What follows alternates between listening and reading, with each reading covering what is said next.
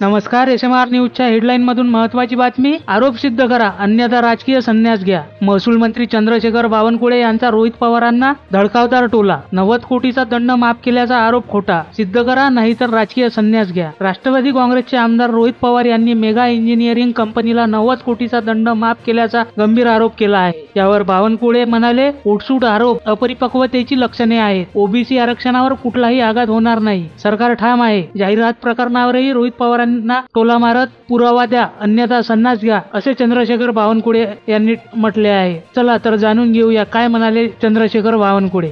रोहित पवारांनी जे आरोप केलेले आहेत ते अशी माहिती आहे की तुम्ही महसूल मंत्री असताना ते झालेला निर्णय नाहीये, काय सांगा? रोहित पवारांनी काल मी एक कंपनीला 90 कोटी रुपयाचा दंड माफ केला असा आरोप लावला होता. मी आज सांगितलं की रोहित पवारांनी आरोप सिद्ध करावा किंवा राजकीय संन्यास घ्यावा. आता ते म्हणतात आहे की विधिमंडळामध्ये हा प्रश्न उपस्थित झाला होता. खरं तर माननीय पूर्व महसूल मंत्री राधाकृष्ण विखे पाटीलजींनी जे रोहित पवार म्हणतात आहे त्या प्रकरणाला फक्त स्थगिती दिली आहे, कुठलाही दंड माफ केला नाहीये. आणि ते मला म्हणतात आहे की 90 कोटी रुपये आपण माफ केले आहे, म्हणून मी म्हटलं राजकीय संन्यास घ्यावा. प्रसिद्धीच्या झोतात राहण्याकरता रोहित पवारांनी अशा प्रकारचे आरोप लावून त्यांची प्रसिद्धी जी आहे यातनं जे मिळू पाहतात आहे अशा खोट्या आरोपावरनं कधी प्रसिद्धी मिळत नाही. थोडं जरा प्रगल्भपणाने वागलं पाहिजे. राजकीय वागताना किंवा आरोप करताना उठसूट आरोप करून राजकीय जी उंची आहे ती कमी करण्याचा त्यांचा जो स्वतःची राजकीय उंची कमी करण्याचा ते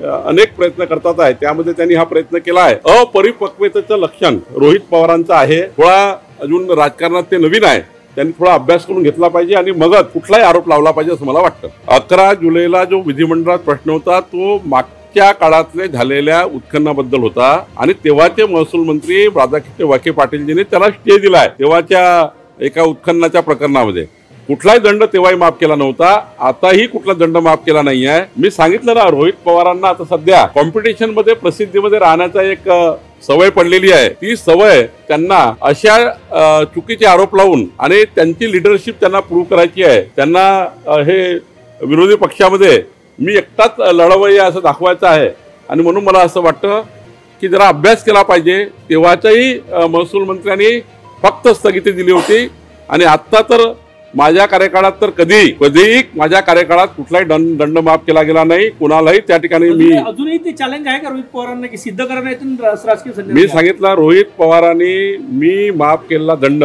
हा सिद्ध करावा नाहीतर राजकीय संन्यास घ्यावा हे मी सांगितलंच आहे. मी आताही बोलतो आहे आणि बबनराव लोणीकरचं आणि मागच्या महसूल मंत्र्यात त्यांनी तपासून बघावं काय प्रकरण आहे, त्यामध्येही कुठला दंड माफ केला नाही. अधिक अपडेटसाठी SMR न्यूजशी जोडलेले राहा. धन्यवाद.